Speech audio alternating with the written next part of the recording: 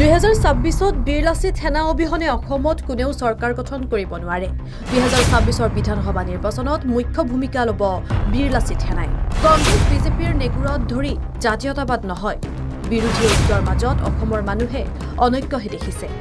বিৰোধী ঐক্যৰ মাজত একতা নাই। 2025 আমি আমাৰ সিদ্ধান্ত জনাম।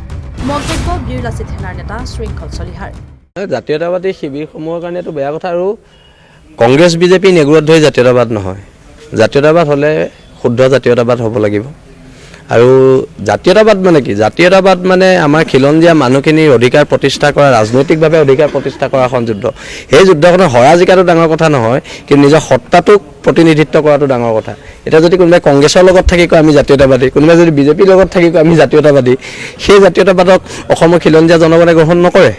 বিহালীত যিটো বিৰোধী ঐক্য হ'ব লাগিছিলে, ঐক্যই ভাঙি ঠান হৈ গ'ল। আমি আগৰে পৰা কৈ আছোঁ যে বিৰোধী ঐক্য তেওঁলোকে কৈ থাকে, কিন্তু তেওঁলোকৰ বিৰোধী ঐক্যৰ মাজত আমি অসমৰ জনগণে অকল অনৈক্যহে দেখিছে। অনৈক্য দেখিছে, অসমৰ মানুহ পাজোল হৈছে। অসমৰ যিখিনি বিজেপি বিৰোধী ভোট, সেই ভোট দিয়া মানুহখিনিয়ে পাজোল হৈছে। এইটো বিৰোধী ঐক্য নে বিৰোধী অনৈক্য? 26ত কি হয় কি নহয় নাজানো, কিন্তু বীৰ লাচিত সেনাক বাদ দি কোনো চৰকাৰ বনাব নোৱাৰে, সেইটো আপোনালোকে লিখি ৰাখক। সেইটো সময়ত আমি কম, 2025ত আমি এই বিষয়ে গোটেইখিনি স্পষ্ট কৰিম। কিন্তু 2026ত বীৰ লাচিত সেনাক বাদ দি অসমত কোনো ৰাজনৈতিক দলে চৰকাৰ গঠন কৰিব নোৱাৰে, সেইটো আপোনালোকে লিখি ৰাখক। সেইটো সময়ে ক'ব, কিন্তু বীৰ লাচিত সেনাই যিটো ভূমিকা ল'ব, সেইটো ভূমিকা জাতিৰ স্বাৰ্থত, খিলঞ্জীয়া মানুহৰ স্বাৰ্থত হ'ব। শেহতীয়াকৈ যদি আপোনালোকে চায়, অসমত দুটা ঘটনা, শিৱসাগৰৰ ঘটনা অনা অসমীয়াৰ দ্বাৰা সংঘটিত হৈছে, আৰু ধিঙৰ ঘটনা বাংলাদেশী মূলৰ মানুহৰ দ্বাৰা সংঘটিত হৈছে। মানে আমাক বাংলাদেশীও মাৰিছে, আমাক অনা অসমীয়াও মাৰিছে। তাৰ বিৰুদ্ধে একত্ৰিত এখন সংগ্ৰাম হ'ব, কোনো কাৰণত আপোচ কৰা নহ'ব।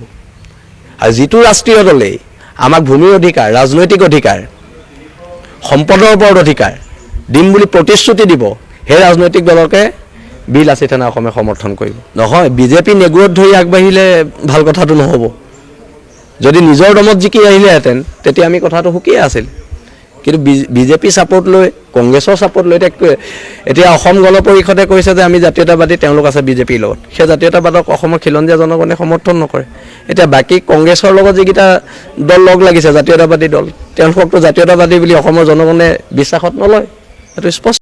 News desk, Sarupathar plus.